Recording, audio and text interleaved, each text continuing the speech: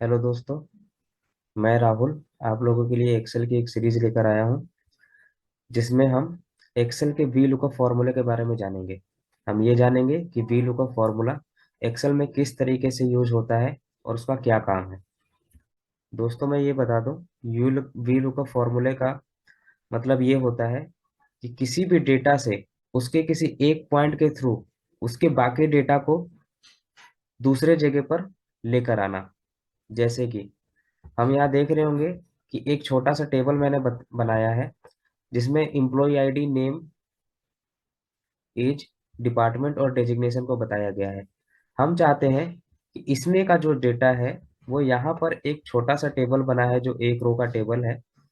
इसमें हम employ ID के थ्रू इन सारे नेम, एज, डिपार्टमेंट और डेजिग्नेशन के सेल को फिल कर सकें। तो इसके लिए हम वी लुकअप फॉर्मूले का यूज करेंगे। कैसे करेंगे दोस्तों, वो देखते हैं। मैं पहले एम्प्लॉय आईडी में किसी भी रैंडम एक एम्प्लॉय आईडी को डाल देता हूँ। जैसे कि मैंने एक एम्प्लॉय आईडी डाला वो 1004। नेम के पास में हम वी लुकअप फॉर्मूला लगाएंगे। वी लुकअप फॉर्मूला लगाने के लिए हम इक्वल टू का साइन देंगे, वी लुकअप टाइप करेंगे। वी लुकअप टाइप करते ही टैब बटन प्रेस करेंगे तो वी लुकअप फॉर्मूला हमारा पिक कर लेगा। वी लुकअप फॉर्मूला जैसे ही पिक करेगा, हम नीचे दिए हुए इंडिकेशन के थ्रू उसके इंडिकेशन को फॉलो करेंगे। हमें बता रहा है लुकअप वैल्यू। जहां पर मेरा कर्सर है आप देख रहे होंगे लुकअप वैल्यू लिखा हुआ आ रहा है। लुकअप वैल्यू का मतलब ये है कि हम कौन सी वैल्यू पिक करना चाहते हैं। तो हम चाहते हैं कि इम्प्लॉय आईडी जो लिखा हुआ है इससे रिलेटेड जो भी डेटा है वो हम पिक कर सके। तो मैंने वी लुकअप वैल्यू को पिक कर लिया। जैसे ही मैंने लुकअप वैल्यू को सिलेक्ट किया, उसके बाद मैं F4 के थ्रू इस लुकअप वैल्यू को फ्रीज कर दूंगा। ध्यान रखिएगा दोस्तों, वी लुकअप फॉर्मूले में हमें डेटा को फ्रीज करना बहुत जरूरी है। अगर हम डेटा को फ्रीज नहीं करेंगे तो हमें मन चाहा जो डेटा है वो हमें नहीं मिलेगा। तो इसे फ्रीज करने के लिए हम कीबोर्ड के F4 फंक्शन को प्रेस करेंगे। जैसे ही मैंने F4 प्रेस किया, आप देख रहे होंगे कि इसके बगल में डॉलर का सिंबल बना हुआ आ रहा होगा। जैसे ही डॉलर का सिंबल बना हुआ आए तो आप समझ जाइए कि वो डेटा हमारा फ्रीज हो चुका है। उसके बाद हम कॉमा लगाएंगे। कॉमा लगाने के बाद जहां मेरा माउस का कर्सर है वहां देख रहे होंगे ये पूछ रहा होगा टेबल एरर। टेबल एरर का मतलब ये होता है कि हम इसकी लुकअप वैल्यू का जो डेटा है वो हम कहाँ से लेना चाहते हैं, यानी कि किस टेबल एरे से लेना चाहते हैं।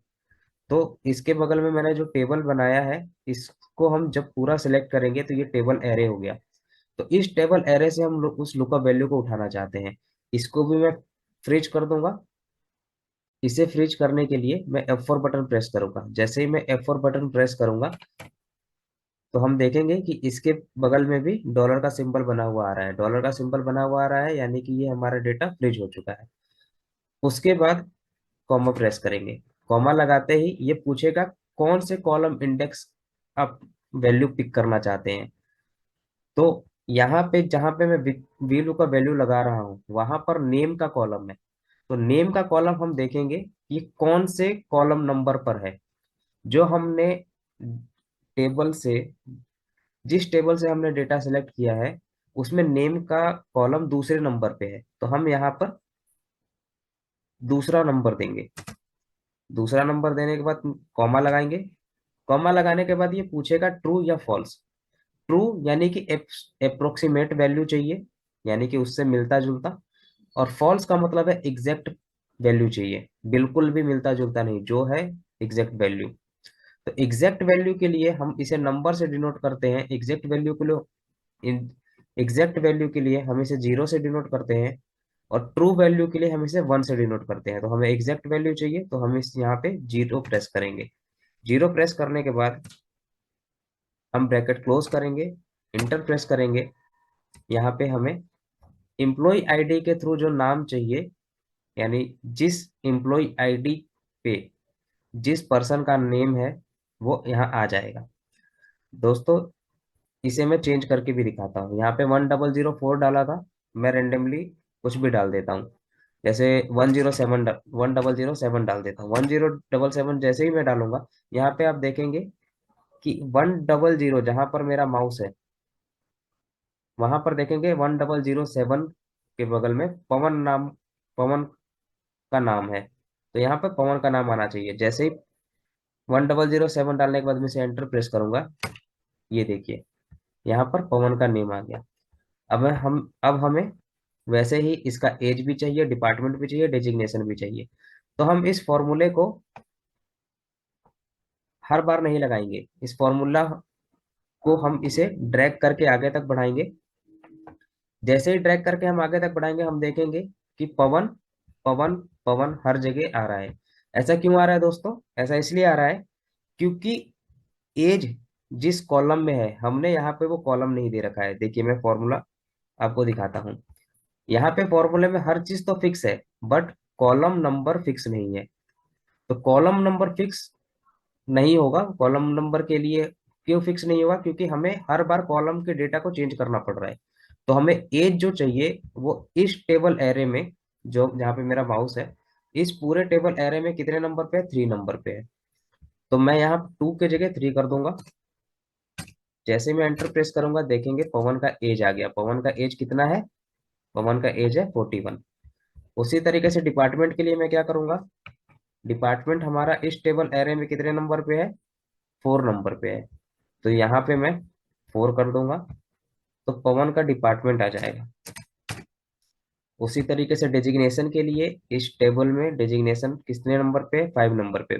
काउंट कहाँ से करेंगे? यहाँ से 1 2 3 4 और ये 5। तो पवन का डेजिग्नेशन लाने के लिए हम फॉर्मूले पे कॉलम नंबर को चेंज कर देंगे। तो कॉलम नंबर, डेजिग्नेशन का कॉलम नंबर है 5, तो यहाँ पे मैं जैसे ही 5 प्रेस करूंगा, ये उसका डेजिग्नेशन आ जाएगा। अब देखिए दोस्तों, अब ये फॉर्मूला मेरा फिक्स हो चुका है। अब मुझे कोई भी रैंडम एम्प्लॉय आईडी में डालूंगा, उसका नेम, एज, डिपार्टमेंट, डेजिग्नेशन आ जाएगा। जैसे कि मैं एम्प्लॉय आईडी डालता हूँ 1008। जैसे ही मैंने 1008 डाला, यहाँ पे आ रहा है रमेश पाठक, एज 24, ऑडिट डिपार्टमेंट और डेजिग्नेशन इंटरनल ऑडिटर। तो हम चेक कर लेते हैं क्या ये सही है। तो हम 1008 आईडी पे जाते हैं। ये देखिए 1008 में जो है रमेश पाठक, 24 ऑडिट डिपार्टमेंट इंटरनल ऑडिटर, ये आप देख रहे होंगे, मैंने बोल्ड कर दिया। रेंडमली वैसे ही मैं कोई और एम्प्लॉय आईडी डालता हूँ। जैसे मैंने डाला एम्प्लॉय आईडी 1005। जैसे ही मैंने 1005 डाला, यहाँ पे 1005 का डेटा पिक हो गया है, ये देख रहे होंगे। Dinesh Verma, age 32, packing picker. तो उम्मीद करता हूँ दोस्तों आपको ये वीलुकअप का फॉर्मूला समझ में आया होगा। अगर वीडियो अच्छी लगी हो तो लाइक करें, शेयर करें, सब्सक्राइब करें और बेल आइकन को प्रेस कर लें, ताकि आने वाले वीडियो का नोटिफिकेशन आपको इजीली मिलता रहे। Thank you all.